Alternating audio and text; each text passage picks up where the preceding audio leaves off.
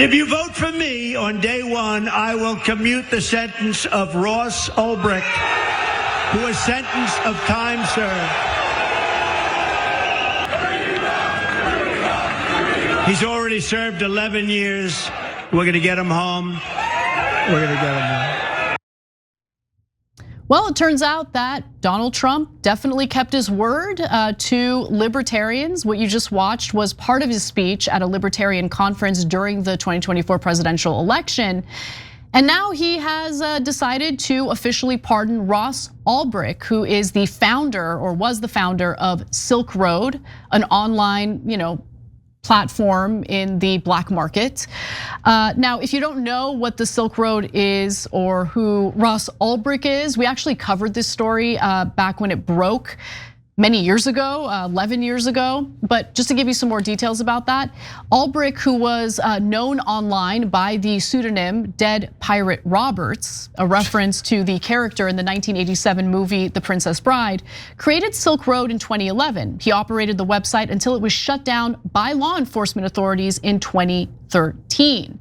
So he did not use this platform to sell drugs or do anything illegal, but the platform was used for illegal activity, and the currency used was Bitcoin, right? In fact, it was the only black market site that relied on Bitcoin in order to fund transactions and things like that. And so in its 2-year lifespan, Silk Road was used by more than 100,000 users. $214 million worth of illegal drugs and illicit services were bought and sold on the platform, which is how Ulbricht became a target by law enforcement. And so prosecutors argued that multiple people died due to drug use that was, drugs that were sold on Silk Road. And there were also allegations that there were murder solicitations of those who posed a threat to Ulbricht, although it's important to note that there was no evidence that any murders were actually carried out.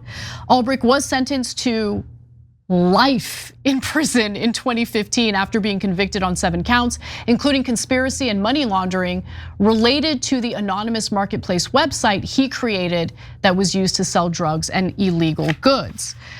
According to Ulbricht, the Silk Road was not made to seek financial gain, but he believed that people should have the right to buy and sell whatever they wanted as long as they weren't hurting anyone else.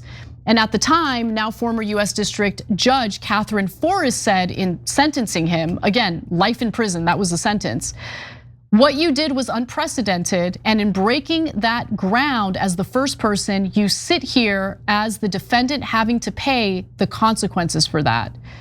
And so as you saw in the first video we showed, Trump promised that he would pardon Ulbricht and actually followed through on that promise. So he said in announcing the pardon, I just called the mother of Ross William Ulbricht to let her know that in honor of her and the libertarian movement, which supported me so strongly, it was my pleasure to have just signed a full and unconditional pardon of her son Ross.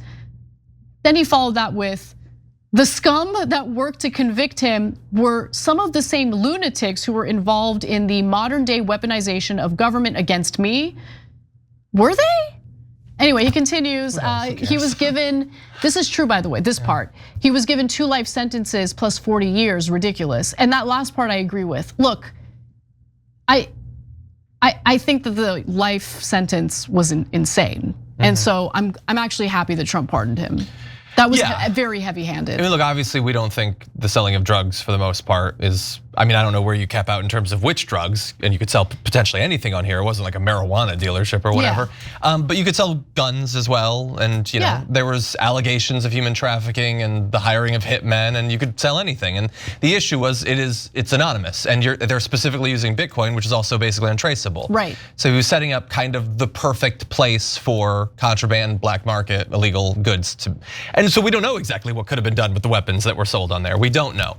I don't think the drug stuff is all that serious. I mean, I probably don't want it being on the dark web. I would prefer that it's a storefront. That seems safer for everyone involved. But I know that Donald Trump thinks it's serious. He has repeatedly over and over and over and over and over said that the way that you deal with drug dealers is you shoot them in the head. Okay, this is the interesting part of this story, okay? So look, I agree with the pardon. That's not as interesting as just how transactional Trump is, okay? So Trump goes to the Libertarian conference. If you remember that, he was booed. Like, libertarians don't necessarily like or favor Trump. Yeah. But he made that promise during that conference.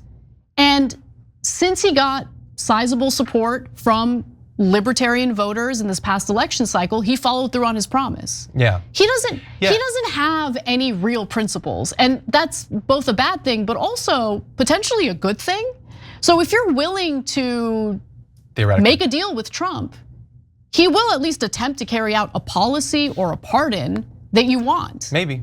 Yeah, and so when I saw this, because I like vaguely remembered Silk Road, it was a long time ago and I don't super remember. So I was like, oh, I assume this is like a, like a Snowden thing or something, right? Like, he didn't actually do it, the government made it up, or like, and so like I looked into it and I was like, no, he did it. Like the libertarians, like I thought it was like how, Snowden's got people who to this day are like, free him or free, other people that have, whistle blew or whatever. But like, so it's like a principled thing where they never should have been locked up. They didn't actually commit a crime, but he did. Like, he just did. This would be like if, I don't know, my go-to comparison would be like if Harris like needed, some support. So she was like, oh, there's this person who like killed a cop at a BLM riot. So I'm like, oh, I'll let him free, I guess, or whatever, and then do that. Although that is now in vogue with Donald Trump.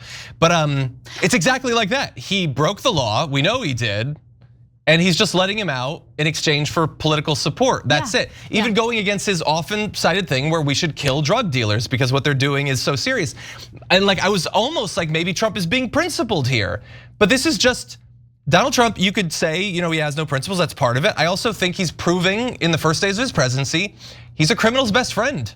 Law and order's done. It's a transactional lawless society. It's all, it's personalities, it's not actual laws, it's not an actual constitution. He's a criminal's best friend, he's violent criminal's best friend, he's attempted murderer's best friends. That's what he is. You can rely on him. If you commit the right sorts of crimes, the right sorts of beatings and murders and all that, then he will have your back. Look, I have no problem with the website being shut down. The website was facilitating illegal activity, including activity that very likely got people hurt, okay? So I'm not at all justifying that. But I do have a problem with someone getting a life sentence in prison for simply having a website that facilitates the behavior that other people are engaging in. Especially when you consider the fact that like, did the Sackler family get a life sentence? Oh, well, you don't have to convince me that they should have a life sentence. Like how many hundreds of thousands of Americans have died from opioid overdoses because of the Sacklers? Oh yeah, no, they did worse. So like, our justice system is pretty gross because there are moneyed interests that get away with murder, literally. And then this guy, who really didn't have any power, did get caught, as the person who was running this website. And should he have been punished to some extent? Sure, but a life sentence? Insane. Yeah, I have no idea. My fear here is there's the transactional thing of giving a political group back what they want. I'm also worried about going forward, the transactional thing of this guy potentially has maybe a fortune of Bitcoin waiting for him now that he's out there.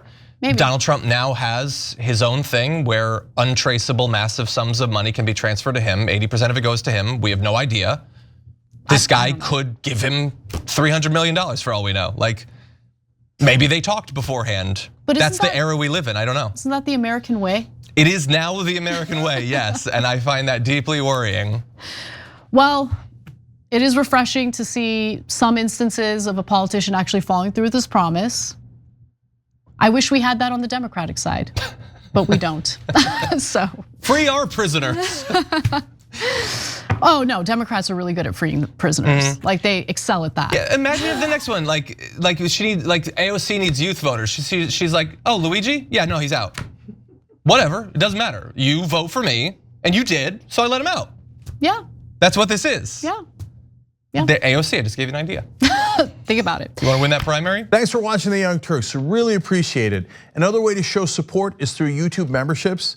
You'll get to interact with us more. There's live chat emojis, badges. You've got emojis of me, Anna, John, JR. So those are super fun. But you also get playback of our exclusive member-only shows and specials right after they air. So all of that, all you gotta do is click that join button right underneath the video. Thank you.